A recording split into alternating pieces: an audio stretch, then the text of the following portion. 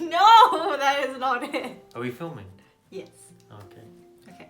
Can you just quickly check if I'm in the frame nicely? Yes. Like a bunch of... Let me concentrate so I can start. Like I can think of how to start this video. Hi everyone! Hi everyone, I'm Ali and this is my husband Mohsin, and today in this video we're going to be talking about the books that we managed to read last month. And I'm actually quite excited because first of all, I haven't done a wrap-up video in so long. It's How long has it been? Probably more than 2 years, and I usually do like every month like a reading wrap-up for like a whole year. I think I did it. Reader. Okay, shut up.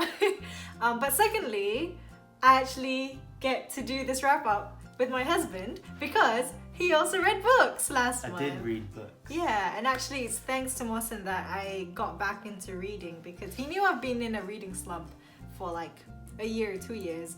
And then suddenly one day he came home and said, "Make me some tea.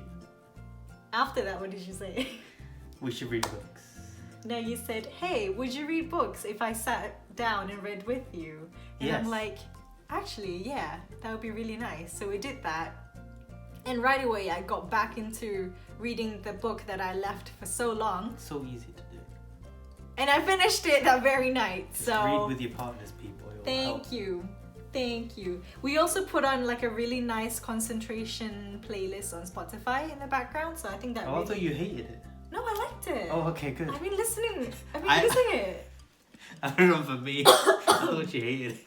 Which one I'll was put a link to that playlist in the description if you guys want to check that out. It's really nice. That's in the description. What do you mean? It's just air over here. Anyway, so the book that I was stuck on was Morning Star by Piers Brown. So I think I was about halfway through the book and then I just left it for so long. I understand why. The book Why? really ends around a third way through. Yeah.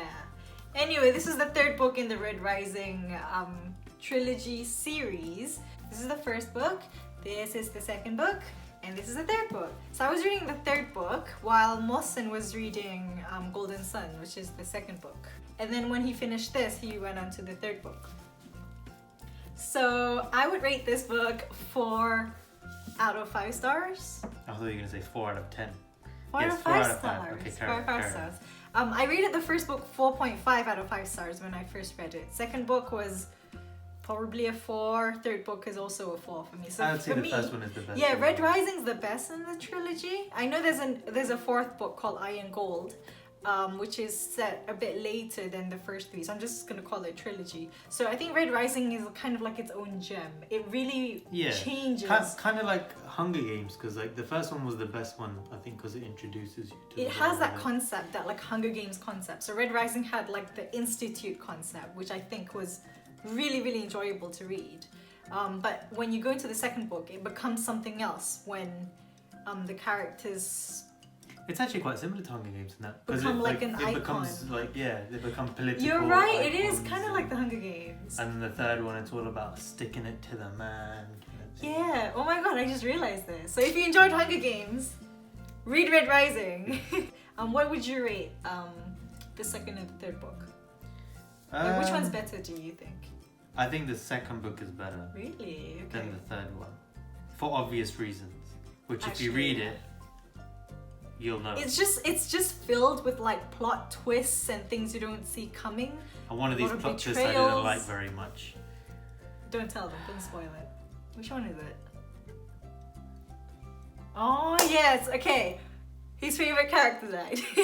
That's why I didn't like it. You can't just tell people that people die. That ruins the A lot of people die. So those are the books that he read. The rest are the books that I read. And then he just started playing games again. Yep. Yeah. My job here is done. She's reading books again. You're welcome, audience.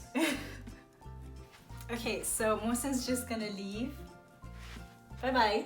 Thank you for being in my video. Isn't she so pretty today? Look at this new look she's I look like Joker. Yeah. Do you? Yep. When he saw me, he was like, it's pretty. What's wrong with your face? Bye bye. So after I finished Morning Star, I just really wanted to get back into reading it. Like, I was already in the mood to read, and that reading slump was just far gone. So I picked up The Weight of Our Sky by Hannah Alkaf. This was actually a book that I was very excited to read for a long time because Hannah Alkaf is a Malaysian author, and this book was published internationally, and it's about a history that's very important to Malaysians. So it's about the May 13 incident, and this one's set in what happened in Kuala Lumpur. I guess May 13 did happen mostly in KL. I am really bad at summarizing books or even really describing what they're really about, so I'm not going to go into detail that much in case I don't describe it right, because I think I have to be quite politically correct when I'm talking about like historical accidents, and it can be quite a sensitive issue, so I'm not really going to go into that. But I just want to say, whether you're Malaysian or you're not Malaysian, this is a great book to pick up. If you're not Malaysian, please pick it up so you can know a little bit more about our culture, our traditions, or all the different kinds of people that are in Malaysia, because, you know, a lot of people don't really know where Malaysia is. They know Indonesia, they know Singapore, they know Thailand, but they're like, where's Malaysia? So yeah, please pick this up. This is really good. I rated it, I think, 4.5 out of 5 stars. Very easy to read. I read it basically in one sitting. Next, I picked up a book that I've been meaning to finish for more than a year, and it's Kingdom of Ash by Sarah J. Maas. So this is the last book in the Throne of Glass series, and I started reading it when it came out, but I couldn't get past like the 200 page because, yo, this book is gigantic. It is almost 1,000 pages long. I was already in a kind of like a reading slump, and it was a very slow start, so that kind of just made my reading slump much worse.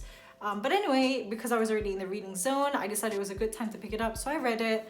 I finished it within, I would say, a week after that. I quite liked it. It's not the best in the series. I would say that my favorite is still Crown of Midnight and The Assassin's Blade. I also really like Tower of Dawn, of course, it's KL. But Kingdom of Ash is quite a good ending for the series. It really did wrap up the story quite well.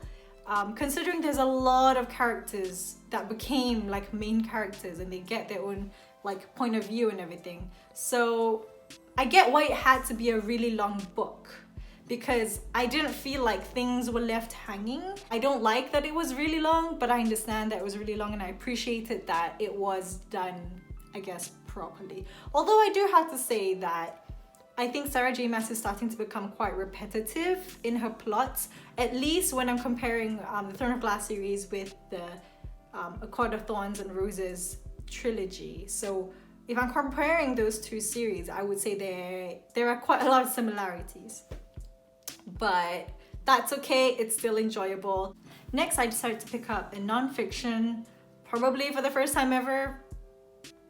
I very rarely read nonfiction, but I read The 5 Love Languages, The Secret to Love That Lasts by Gary Chapman. This was gifted to me by one of my friends, and I really enjoyed it. It was actually very insightful. I think, especially since I'm married now, this is definitely something I could apply in real life. So I would highly recommend this for married couples, whether you've been married for years and years, or if you're newlyweds, even if you're just in a relationship but you intend to make that last long, or if you intend to be in a long lasting relationship in the future. I feel like this is probably applicable even in other kinds of relationships, not just romantic relationships. So the 5 love languages basically are, I'll just tell you all 5 and maybe that will interest you to read it.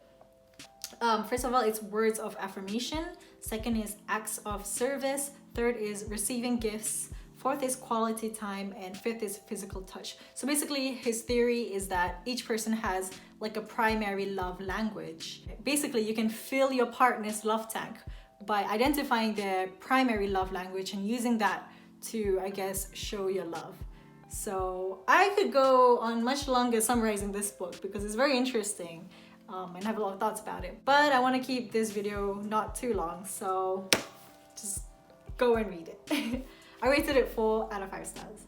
So these are all the books that I read in March. This month, in April, I'm planning to read these following 2 books. So first is Wildcard by Marie Lu, and this is the second book in the Warcross series, duology. I think it's a duology. I've started it. I'm about how many pages in? About 60 pages in. It's a bit slow at first, but also that's because I started playing Animal Crossing and I was watching Money Heist season 4 and everything, so it's kind of put to the side for now, but I will continue this very soon. And next I will be reading Spin the Dawn by Elizabeth Lim. So this was recommended to me by Kevin, my friend Kevin, and I also read a lot of reviews on Goodreads which rated this quite high, so I'm quite excited, and I do enjoy fantasy, you know me, so yeah. So yeah guys, those are all the books that I read last month and the 2 books that I will be reading this month. I'm actually very happy that my reading slump is gone because I do really miss reading. I'm just really sad that most of my books are back in Malaysia and I only have a couple of choices here unless I ordered them, but you know, I want to read the books that I already have, so hopefully I can get a hold of them in the near future. Yeah, thank you so much for watching. I hope everyone's staying safe with the pandemic around. You know, please stay at home if your country encourages you to do that.